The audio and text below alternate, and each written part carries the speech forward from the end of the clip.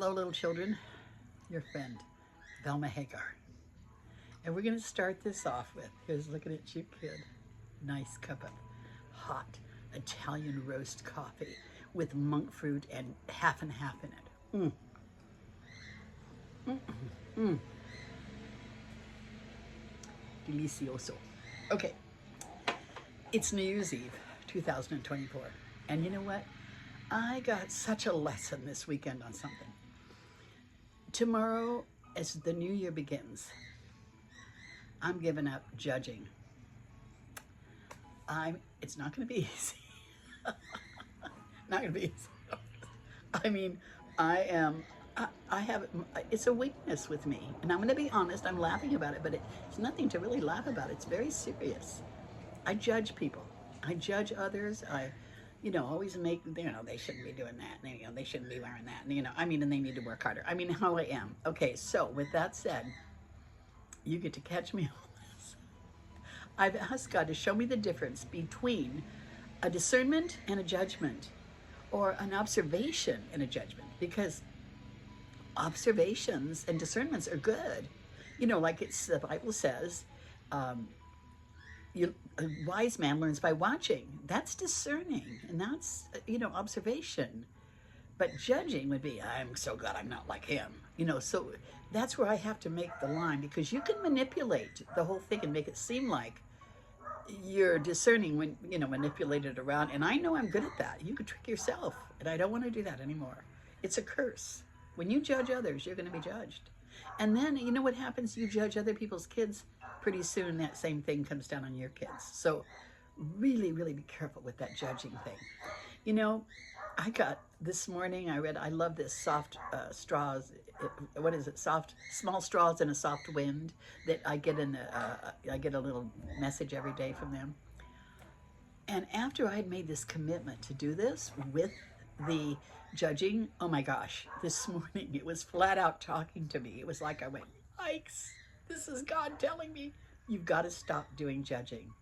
It's time to stop it, And so my story is this. What I'm going to try to do when I see something that I want to judge, like I look at somebody and I think, oh, they're really overweight. And then I might say, this is where I'm going to take my mind to. Boy, they got pretty eyes. So that's what I'm going to do, how I'm going to get around it, because, look, I'm 82. I've been doing it all my life, and it's not going to be easy. So what is your New Year's resolution? What are you thinking you might do? That's mine. And I'm going to ask all the people around me to hold me to it. But interestingly, that was not what I was going to talk about. But maybe I just should talk about that. No, I'm not. I'm going to go on with what I planned. Sometimes I plan one thing and my mouth does something. It does something different. My mouth does. It's my mouth. It's not me. Okay, anyway, what I wanted to talk about, when you hold something in your craw, now, before I get too far into the story, I want to tell you about what a craw is. Because, my mother used to always say, what's in your craw? Well, and I thought the other day, what the heck is a craw? What is it? Do you have any idea what it is? Probably not. So I decide to Google it and look at it. Well, a craw, and I did know that it was something in a chicken, because I can remember when we were kids, my dad or my mom, they'd kill a chicken, and they would pick it, and they would take all the insides out, and they'd put it in a paper, and then they would give it to us to go bury somewhere out in the yard, out in the field. So we would go out there and dig through the stuff, to see what was in there. And I remember we'd cut this craw open, and inside it looked like gritty, almost like sand, or, gritty stuff. So when I looked it up, a craw is actually the thing that holds an undigested part of their food. It doesn't digest from the craw. It's obviously something not good. I don't know what happens to it eventually. I don't know the whole story. I just know it's undigested, not completed. So when you hold something in your craw, you're holding something against somebody. So what I want to say about that is, when it's in your craw, you really haven't forgiven it.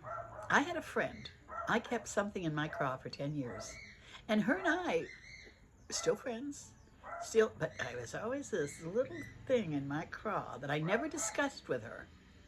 And I was sharing it with my son the other day, and he goes, "Mom, you guys need to talk about that. You need to tell her what you felt when she did that." So instead of actually communicating, I just put it in my craw and held it. She did that. And then what happens? Little subliminal things start coming out of you. You start, well.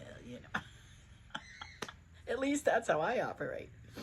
So anyway, don't let things stay in your craw, because it's unforgiveness. And unforgiveness can block your blessings. The word says, when you stand praying, forgive, that God may hear your prayers. Now, you can say you forgive somebody, and I do, I say it. But if it's still in your craw, if it still keeps coming back up, you really haven't totally forgiven. Now, I'm not saying forgotten. That's different. We don't forget. We can remember stuff. But when it comes up and you can feel there's a negative feeling with it, then you haven't totally forgiven. And sometimes you can't even forgive yourself. You can't even do it. That's when you have to say, God, I'm having trouble forgiving this person. Please help me. And for me, I have found if I pray for the person, if I pray for them, and I say things like, oh God, they've had a rough life, and, or whatever it is, pray for them. Forgiveness will come on you. Compassion will come. And when compassion comes, forgiveness comes with it. So that's how I did. I used to do that as a little girl for my dad. I hated my dad, and I was so mad at my dad. But if I prayed for him, and his mother used to say to me, he was such a nice little boy, and, stuff like that. So I would pray, and I would start thinking about what a nice little boy he was. And, and he got alcohol, made him mean. And, so that was how I could forgive him. So don't hold anything in your craw. Start out the new year with all of that stuff digested that's in there, that's gritty and dirty and sandy and ugly. Get rid of it. Let's start the new year fresh and with forgiveness in our heart. And let's go forward and have a special new year, okay? I love you guys. I've had so much fun with my little YouTubers. I call you my little YouTubers. I have so much fun with you guys, and I've worked hard to get my build, and I have like 1,400 subscribers or something, which is very low, but I don't care. You guys are important to me, all right? Okay, that's it.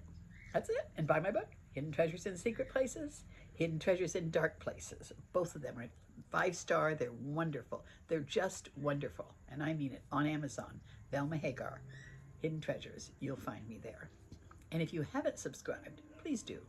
But until then, this is your friend, Velma Hagar, bidding you a blessed day and reminding you, do not judge and don't hold anything in your craw.